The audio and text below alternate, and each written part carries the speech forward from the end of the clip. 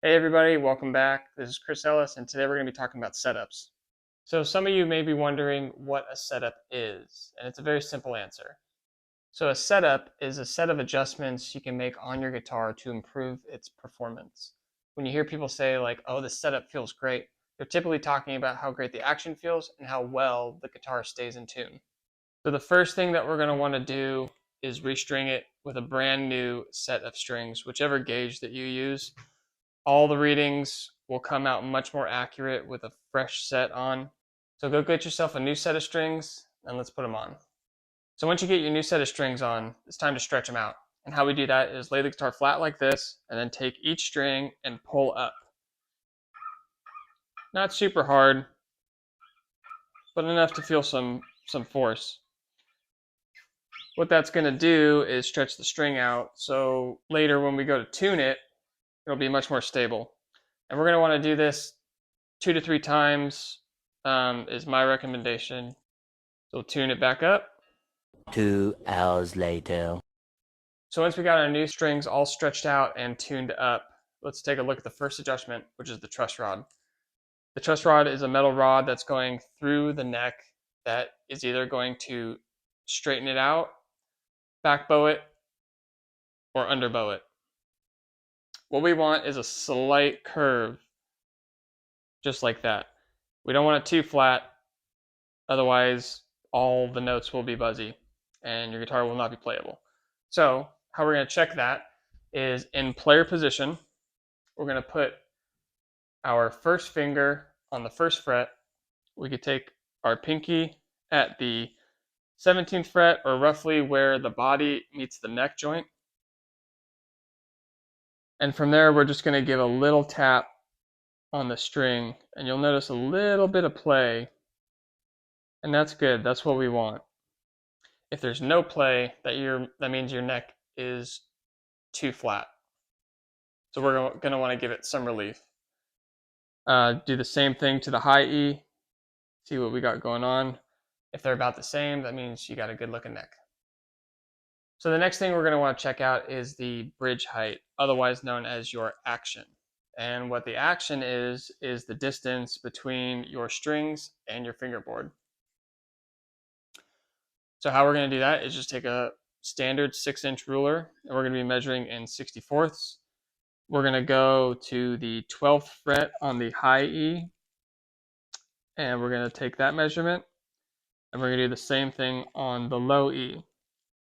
A pretty standard setup and what I shoot for is 5/64ths on the low E and 4/64ths on the high E. Some players vary in what they want. Some like higher action and some want it really low. Either way, it's whatever is best suited for you and your style. So how are we going to do that? Well, on a Les Paul style guitar, on this ABR here, we have thumb wheels. And all you got to do is move them clockwise to lower the action and counterclockwise, which will raise it. If you don't have a special tool like this, you can always do it by hand, detune the guitar if you need to, which will help you out. Or you can go ahead and get yourself one of these. It's just an ESP tool. You can find these on Amazon, StuMac. But what you want to do is put the thumb wheel right in these grooves and then just turn whichever way you need. So once we have the bridge height taken care of, it's time to take a look at the nut heights.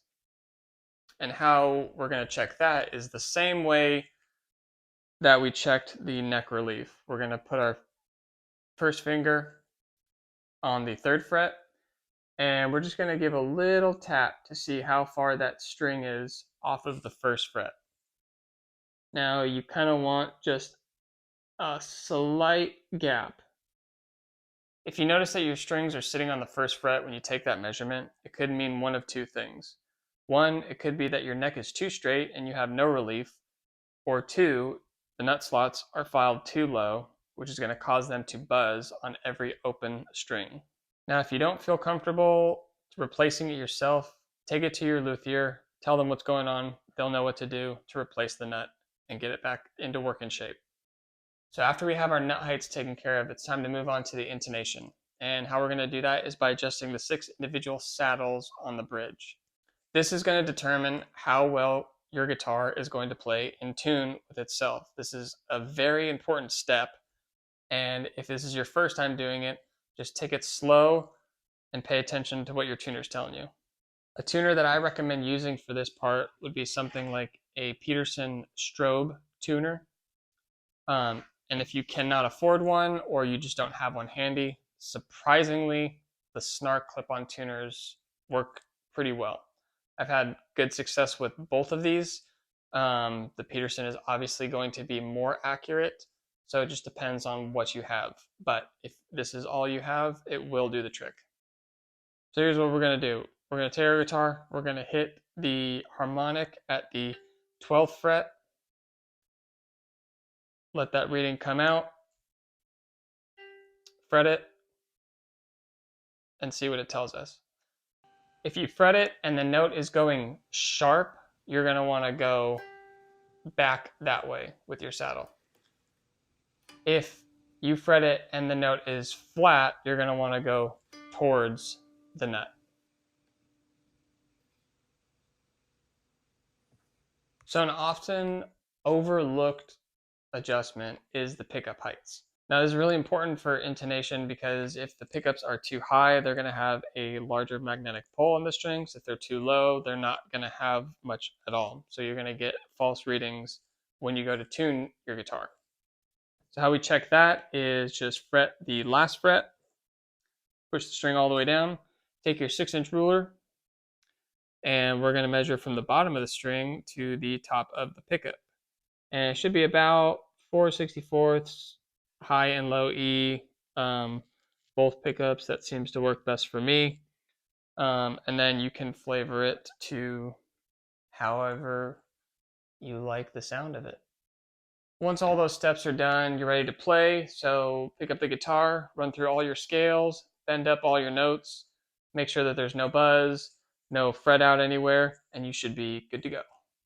Well, thanks for stopping by. I hope you got something out of today's video. Let me know what you thought in the comments, give it a like, and don't forget to subscribe.